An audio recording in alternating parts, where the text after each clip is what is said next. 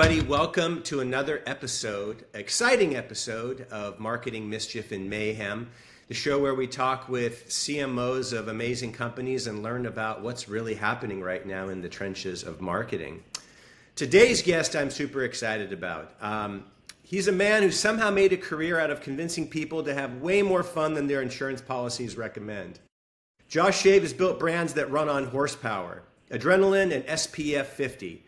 From launching wake boats at MasterCraft to helping millions learn to breathe underwater with PADI, and revving up the electric fun at Razor, and now steering the helm as VP of Marketing at Intrepid Power Boats, where brand lift is taken very, very literally. He's part marketer, part stunt coordinator, and fully proof that you can make storytelling splashier than the product itself. We'll talk about building lifestyle brands that live at the edge of thrill and aspiration, what craft really means, what craft really means in a market full of noise, and how to keep a brand's soul intact when your audience is half pirate and half perfectionist. So buckle up, wax your board, and make sure your life jacket is on securely. We've got Josh Shave on the show. Welcome, Josh. Oh, man, I am super stoked to be here, and just the conversation that you and I have had. Sorry, I've got kids and family in the background, so sorry about that. But yeah, I'm really excited to be here, and there's nothing that I enjoy more than talking marketing and getting to do it with other people that enjoy it, and then hopefully be able to continue to learn more as I go and learn from each other. Right on. Well, we're happy to have you, Josh. So as always, we're just going to go ahead and jump right in and start tapping that brain of yours. So you've built brands that move, literally, from wake boats to scooters to dive gear. What's your philosophy on building emotional gravity around products designed for motion? Yeah. Well, I can tell you just me individual, I'm the same way. I've been married for 14 years. I've got two beautiful boys, and motion is literally what we do. We're all surfers, scuba divers. And I think when I first started in my marketing career, it was all instinct.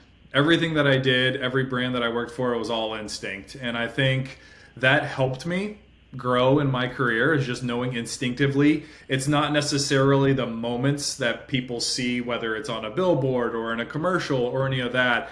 Honestly, it's the moments in between. And so it's you think about the payoff if you do anything that you love, whether it's scuba diving or boating or surfing or insert whatever you love to do. Think about the time afterwards. And I think that's really what I've focused on, is it's that dopamine that happens right afterwards. It's looking at your gear. It's the salt on the skin. And I think for me, it's less about the actual act when it comes to any sort of marketing or any sort of putting a brand together. It's all about what happens afterwards or the anticipation before.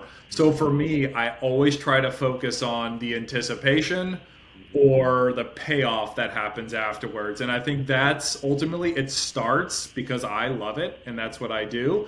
But it's really being able to talk to those customers and then seeing what they get to do, because there has been brands that I might not. I'm not a scooter guy. I like to skateboard, but seeing and getting in and seeing that it's the exact same thing that happens. It's the love of what they do and then going from there. Yeah, that's interesting. You know, here in Marin County, where mountain biking was invented, I ride with a group, once a week, late in the evening. And we travel for it, to Moab or to Sedona or Whistler.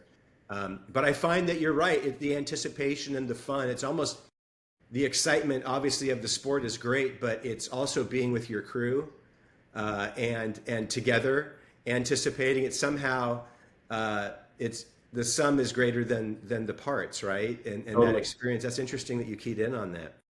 Yeah, and I think you're going to hear things about community. That plays a huge role into it. You had just mentioned it. I think that community aspect, people, though some of these sports or things that you do is an individual type thing, but that community element plays a major role in it.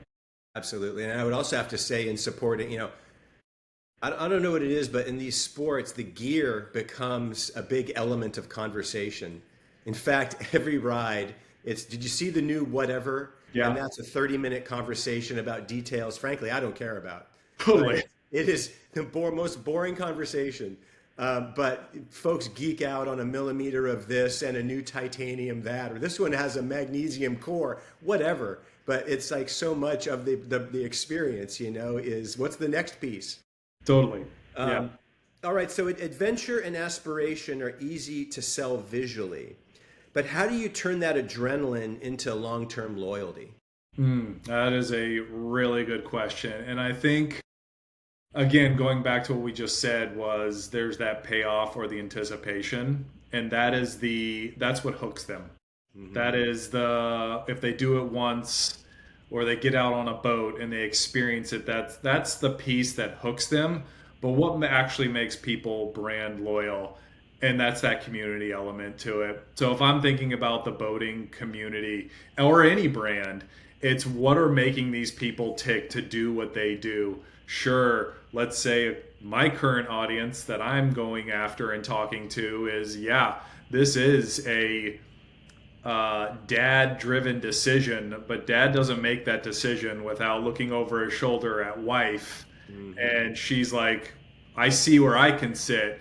But both of them are also looking behind their shoulder and saying, do my kids want to spend more time with me? And do I want, so I think knowing that there's those selfish things that people enjoy, whether it's having the trophy boat or being able to do a new trick on something, yes, that's what gets them in the beginning, but it's that community element that really has that brand loyalty that keeps people coming back. And of course, product plays a huge role in it. I work super close with our engineers and our product team and our sales team, because at the end of the day, you can have, this is what I always say, is you can have the most incredible brand or marketing and horrible product, or vice versa. And the way I always explain it is the product is the party and the marketing and the brand is the invitation. If one of those are off, you could have the best party in the world, no one shows up, but you could have the greatest invitation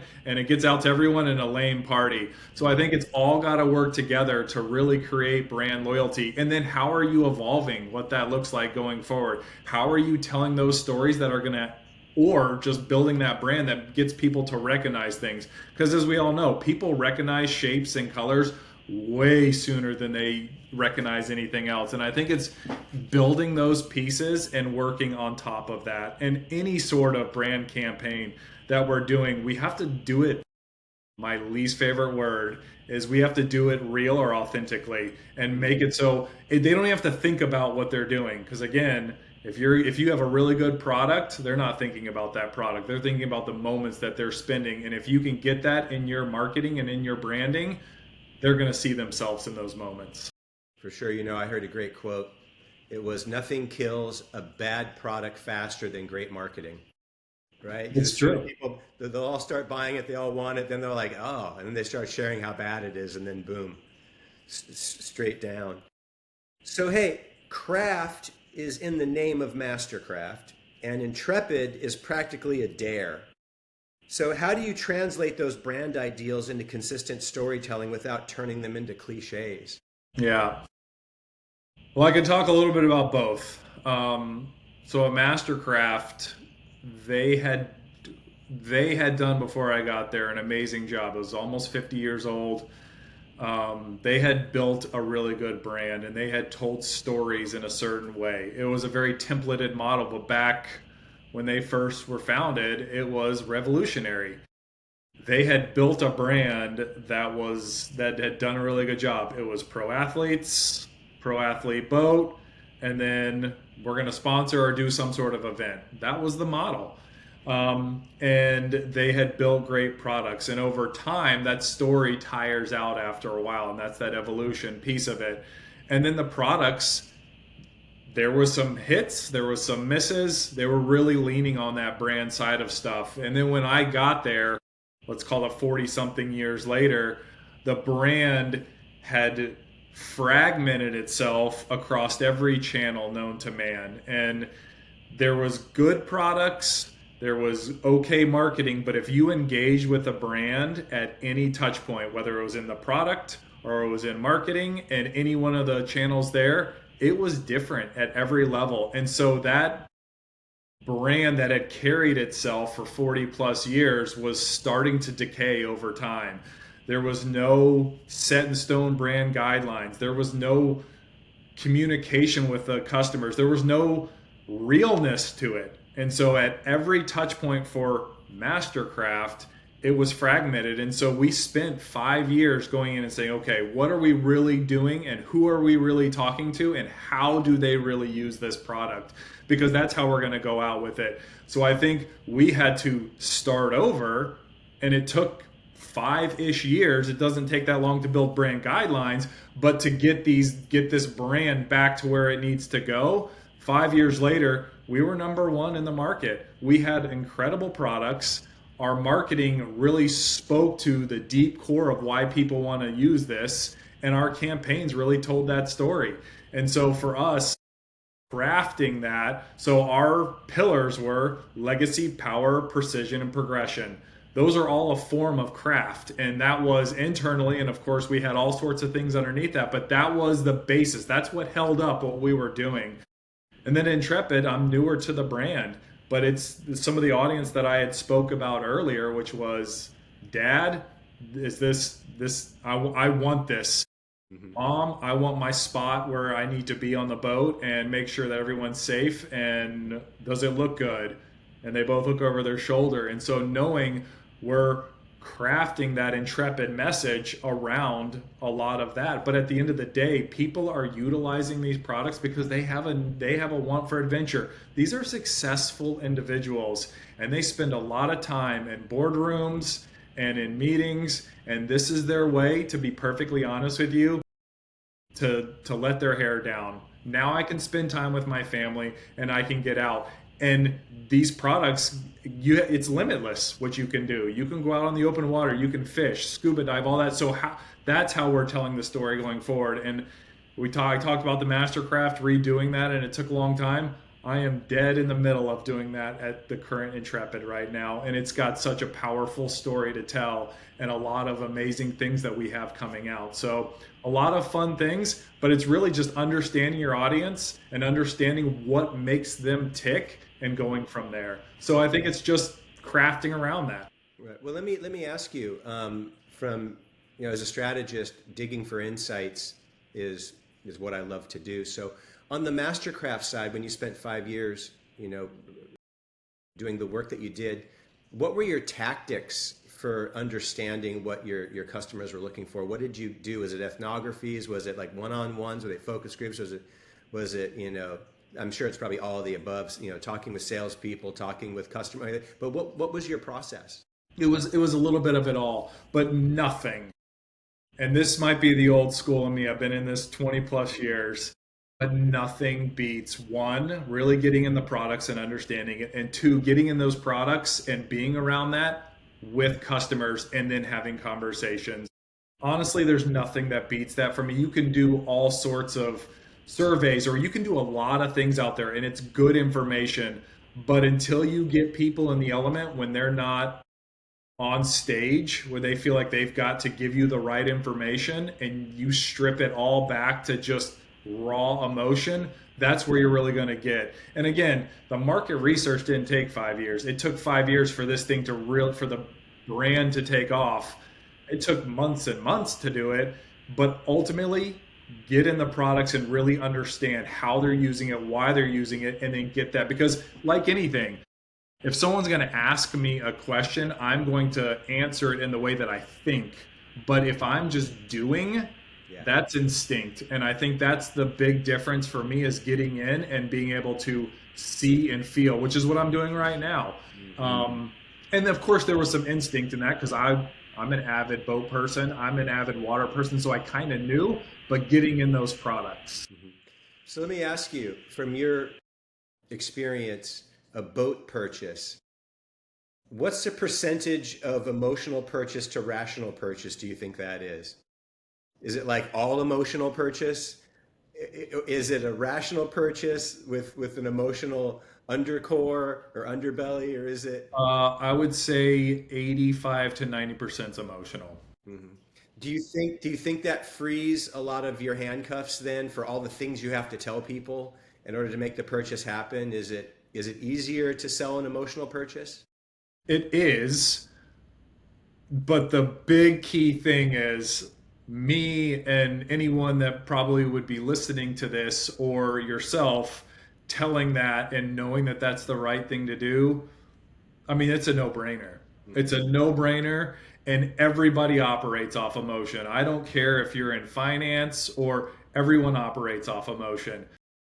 Convincing a board of that is a different scenario. And I think that's the key piece is um, example is, one of the things that I had someone come to me who was CFO. One of the things that was said was this rationally, I am going to buy a product because it's financially smart, it's safe, it's all these things. And yes, these high end products are those, but at the end of the day, when digging down into even asking this individual these questions about finance and making sure they owned an Audi, and it's a car.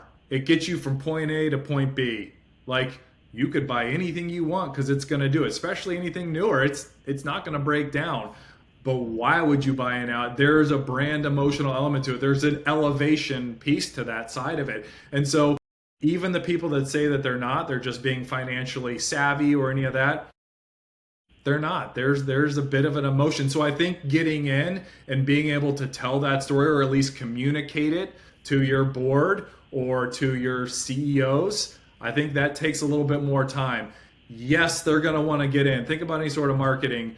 You're going to get in. You're still going to research it. You're not going to do it all on the website. You're going to start there maybe, but then you're going to get fed or you're going to look into whether it's social media, what are people saying in different videos, and you want to own that narrative in a way that it still has an emotional element, but they're getting what they need.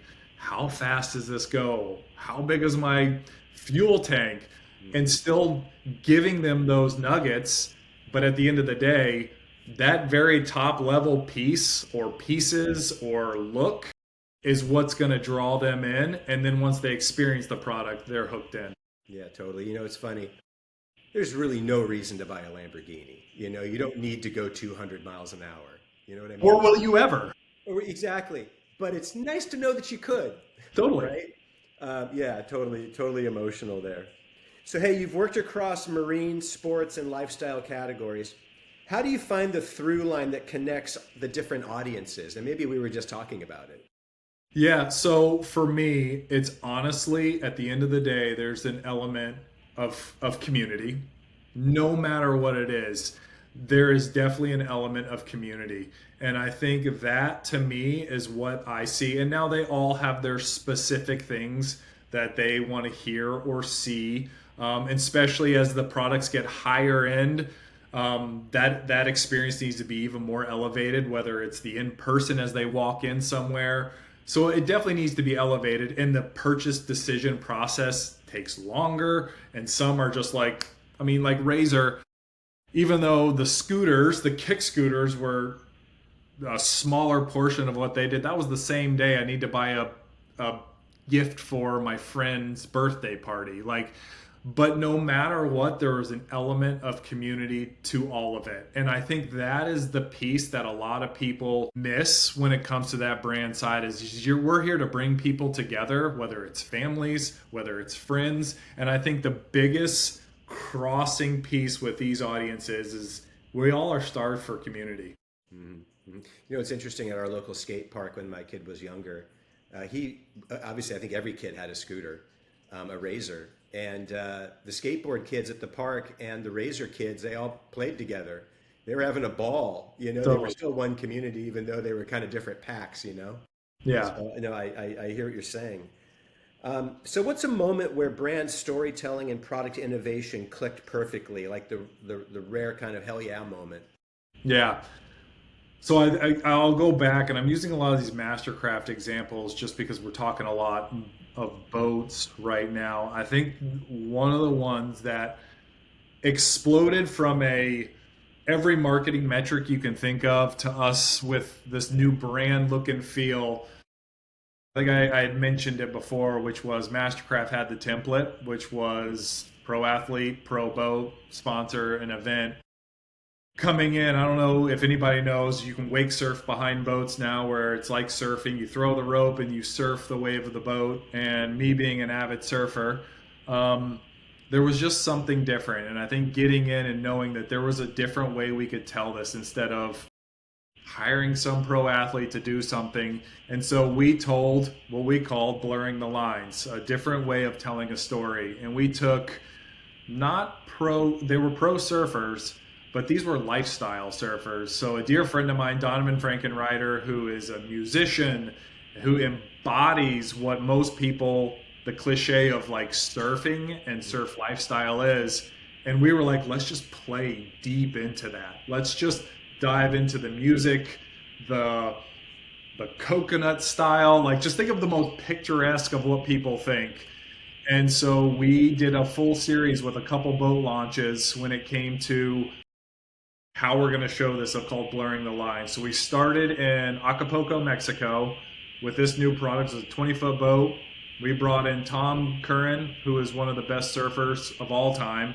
We brought in Donovan Frankenreiter as our lead, and then we brought in a young ripping kid, Alejandro, and we went around Acapulco telling stories about these people just on a journey. And our boat our product was literally probably the last thing that was shown in any of this, but it was giving them the feeling of telling something different. So there was no pro, there was no wild tricks, there was no nothing. It just was the lifestyle around that. Launched that product. We sold out immediately. All the videos went off the charts, and then we went from there. We launched that 20-foot boat, then we were launching a 23-foot boat right after that.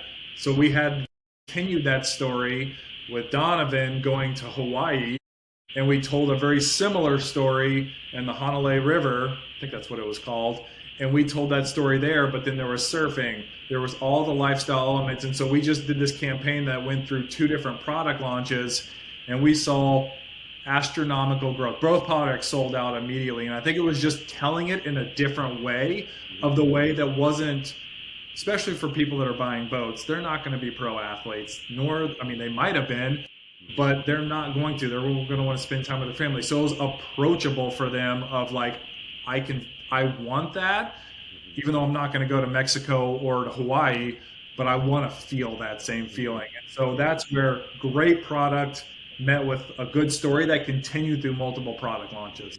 Awesome. That's amazing. So you've launched global campaigns across 26 languages at PADI, which is the dive organization. What's the secret to keeping a brand universal but still deeply local? Yeah, that was a crash course for me from a global standpoint, running global brand campaigns. Not only was it in 26 languages, it was in 186 countries. And to do that, one of the first things that everyone says is it needs to be hyper local.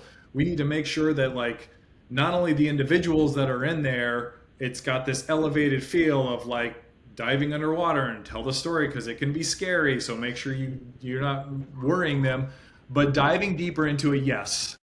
You needed to make sure that it was local and you use the right slang or use the right vernacular of what you were doing. But to be honest with you, there's some countries that want to see something different. And I think that was the piece that really stood out to me was absolutely most cultures want it to feel like it's within what they're doing. But at the end of the day, there's some cultures that want to see Americans or that want to see Europeans or that they want that difference to make them feel, because they aspire to certain things. And I think that was the biggest eye opener for them was when I came in, they were like, this campaign, you got to make sure you use this or do this. And then upon more research and what we were doing and being able to do shoots in those countries, some of them were like, no, we want the people to look a little different, or the characters or any of that. And I think that was the exciting part. Not every culture, but some of them wanted it. But I will tell you, when it came to the surroundings, they wanted it to be real. So PADI, we were based out of Southern California. A lot of our content looked like Southern California, but Asia Pacific didn't look like that. And they didn't necessarily want it to look like that. Now, they were fine with the characters possibly looking like that, but they wanted their background. They wanted to see what they were actually going to be doing. Mm-hmm, mm-hmm. You know, it's interesting. Years back, I was on the team that launched a major computer company and global. And the challenge was to ensure that our brand positioning and our campaign concept could be simplified to the point where it could be understood in all the different languages and cultures, right? Because some concepts just don't even translate, right? So that was the hard part in being in so many countries, was distilling out the core of a conceptual idea that would translate everywhere, Mm-hmm. right? Which basically means you have to get to a really simple idea, right? Yeah. Yeah. And then for us, relying on our partners in every country to help us translate it appropriately, using all the right language cues and so forth, and cultural references that make sense. It's a big job. That ain't easy. Yeah, and I think with PADI, I mean, there's a couple key pieces that really brought all of us together, which was, one, we all love the ocean, and what better way than to protect that? Like, that was a core piece that never changed for us. Is it's an exploration type thing, so seeking adventure somewhere, whatever that looks like. And one of the things that we want to do was, whether that was in a quarry or the ocean or a lake or anything, or even a pool. I mean, there's some incredible dive pools. And save the ocean. Like, we all knew that the ocean covers 70% of this planet and is the lifeblood. And so those two things were, very simple. Telling that and how we visualized it, that was very different. But everybody wanted to seek adventure, and everybody wanted some protective element of our ocean, even if they weren't diving in the ocean. Yeah, you know, I'll never forget. I think my big moment with PADI was the very first time I sunk underwater in a training pool, and I was able to breathe. And that was just an epic moment of. Then there was obviously when you go diving and what you see and the sea life and the corals and so forth. That's all amazing. But just the first moment of breathing underwater, which you shouldn't be able to do, I remember I was only 18 years old, was an epic experience that I don't think I'll ever forget. I will tell you one thing off of that breathing underwater. PADI had never highlighted that, because what you just said there, I absolutely agree. And not only that, when you go underwater and you're starting to see the water go over your mask, yes, you look down and it's just like, it is the most, I can't even describe it. And that's a feeling. And one shoot specific, I think we shot it like 8 times, because I wanted to capture that moment of looking around and not just be able to, I'm breathing underwater. And so you saying that was one I'll never forget. I think it took us 8 times to really capture that first time going under. Absolutely. Absolutely. Hey, so when building adventure or luxury brands, where do you draw the line between aspiration and accessibility? So for adventure or any sort of lifestyle side of things, especially when it comes to action sports, I think always making sure that you're not going too far past your audience. There is a fine line between showing athletes doing a 1080 or a 1260. I think there's a lot of, like, I am in awe of what they're doing, but I think especially in a lot of action sports, it just seems like it's too far. Like, I can't even get up, let alone I can't even jump or do any of that. So I think there's a fine balance of showing both.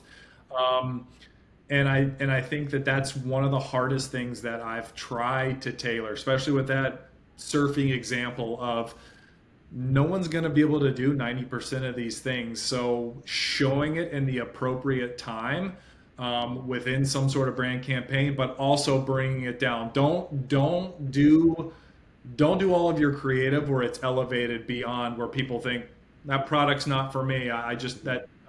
That's for pros only.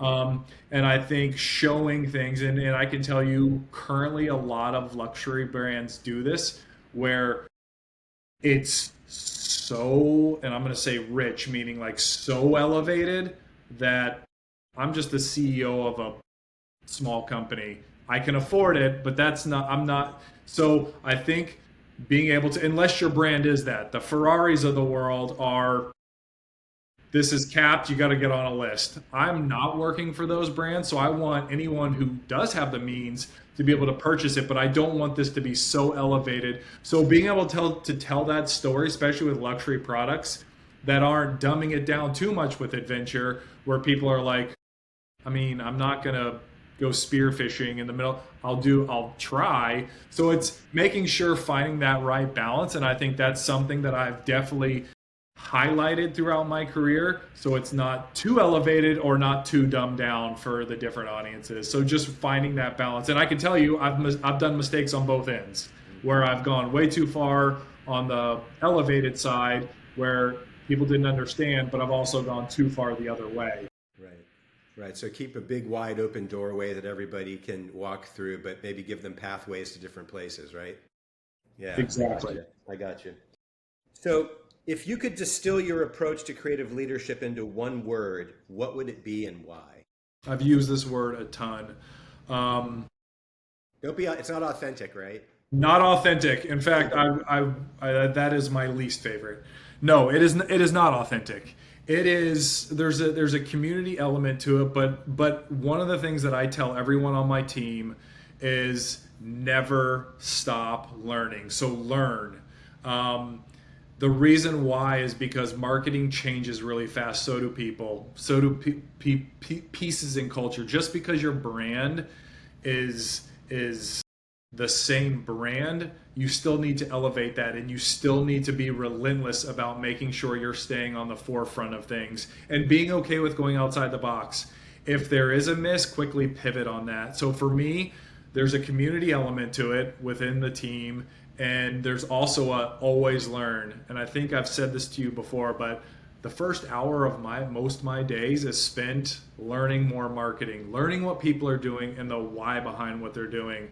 I think that is everyone's biggest mistake, is they get into a template, but you can date anybody very quickly when it comes to creative, because they get stuck in a zone of like they were successful in the beginning and it was new and innovative, but keep doing that and people are going to pass you. So don't be scared to constantly learn and learn from other people. And that's what I always tell. And I think that's the way I try to stay relevant. I've been relevant for this long because there's people that are much younger and doing this a lot less that are already starting to date themselves. I actually did a case study with a group of individuals that were quite a bit younger than me.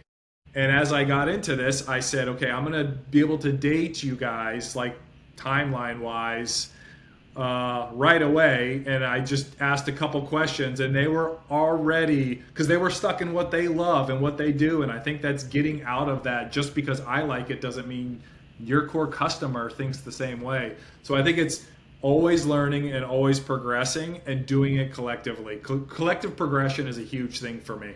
Yeah, you know, I've often shared with our clients that marketplaces are organic, right? And they're always moving and they're always shifting and changing, and competitors come in and leave, and you know, new audiences come in and leave, and trends change, right? They're always changing. One of my favorite quotes was from Jack Welch back in the day when he said, if the pace of change outside of the company is greater than the pace of change inside of the company, then you're doomed, right? And the inverse is true too. If the pace of change if the pace of change inside the company is greater than the pace of change outside, then that's going to make success for you, right? Because you're always, you know, changing and finding, you know, what you need to be right now in this particular organic marketplace. So totally, and you can outpace your audience too. So I think there is definitely a balance of doing something so out there that your audience is like, does that puppy dog like tilt the head like, I don't understand what you guys are trying to do. So I think there's definitely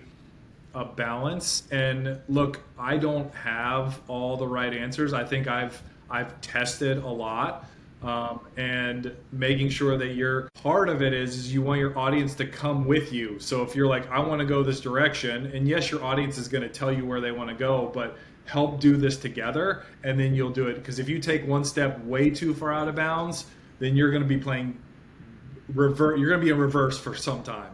Totally, yes. Okay, so what's one marketing rule that you've gleefully broken and you were glad that you did? What's one marketing rule that I have broken? I think it's You the gleefully have broken. yeah. I think it goes back to what the answer that we just talked about before is not doing the same thing. Whether it's okay, this is our brand guidelines, and yes, you want to stick within those, but again, things are changing so fast and moving so fast. And again, I'm not saying change your logo and slice it in half and do it. Yeah, there's a reason for that, but be okay with breaking little brand rules every once in a while. Brand rules are set, so everyone's not doing different things, but you can break rules within the right context, whether it's a certain channel, a certain size, or even within your color palette. Even break the rules of how you use those different pieces and colors, because people enjoy that. But don't just stick within this box, because that's what a lot of people do, and I really don't like staying within the box. It's gotten me in trouble, but I really don't like the box. No, I agree. You know what? Especially on like brand identity, back in the day, it was a cardinal sin if you touched the logo. The logo will never change. You will have this much space around the logo. You know what I mean? We had very strict. And then one day Google comes along and they change their logo on their site like every other day. Totally. Now it's pumpkins. You know what I mean? Spelling Google. Like Right. all this kind of stuff. It was just like such a seismic shift. And now we have companies that don't even have a name. They have a logo, like the Snap Ghost or whatever it was. Yep. It's like things that you just have to start relaxing. But we live in a different time now. And so I liked your answer not to be so strict. All right. Now is the time of the show. It's my mom's favorite time of the show. It's the lightning round. Uh-oh. We have the lightning round where we ask Sweating. Yeah, don't have to sweat. This is all good, Josh. You're going to nail it. I know you are. First thing that comes to mind for each of these questions, okay? Okay. You're on a boat. You're on an Intrepid boat with 3 marketers. Who's most likely to ask for a QR code on the hull? The digital marketer, because they're going to think about how they do this campaign. Brand marketer would be worried about logo, and the content marketer would be doing blogs about it. So digital marketer. Digital marketer, of course, the nerd. Favorite campaign tagline that wasn't yours, but you wish it had been? Favorite campaign tagline. I hate taglines, if I'm going to be perfectly honest with you. But just do it. That's the first thing that came out, because I hate taglines. So I'm just going to say just do it because it came to my mind. Okay, fair enough. What's scarier, open water or open feedback from the CEO? Open feedback from the CEO. If your career had a soundtrack, what would be track 1? 3 Little Birds, Bob Marley. Don't worry about a thing. Oh man, I love that song for many reasons. Which brand in the world would you never want to rebrand because they already nailed it? Probably Apple, because if I tried to rebrand that, you'd have a lot of really upset people. Whether it's right or wrong, you'd have a lot of really upset people. They're pretty deep. Okay. You're forced to rename Intrepid Powerboats using only emoji. What do you pick? Oh man, let's go with a pineapple, because it's welcoming and it's got a tropical feel to it. And you can make a cocktail. Yeah, or Mai Tai. Let's go Mai Tai. Okay, fair enough. Most overused word in marketing right now? Authentic. I knew it. You can only keep one creative tool forever. Photoshop, ChatGPT, or caffeine. What's your pick? Photoshop. You've been hired to build a brand for a new species of dolphin. Excuse me. You've been hired to build a brand for a new species of dolphin influencers. What's your go-to tagline? Oh, again, I love taglines. With a porpoise. Oh my God, that's amazing. You should get into marketing. Oh. Complete the sentence. Marketing is just blank with better lighting. Community with better lighting. I like it. You've successfully completed the lightning round and you've made 400 points, which ties you for second place in the annual competition of lightning round. Josh, thank you so much for joining us on the podcast. I've loved having you. I've loved your energy and your conversation and your thinking on brand. Thank you so much for joining me, and I'm sure our listeners will really love having your insights wherever they listen to them. Awesome. Thank you for having me. You bet.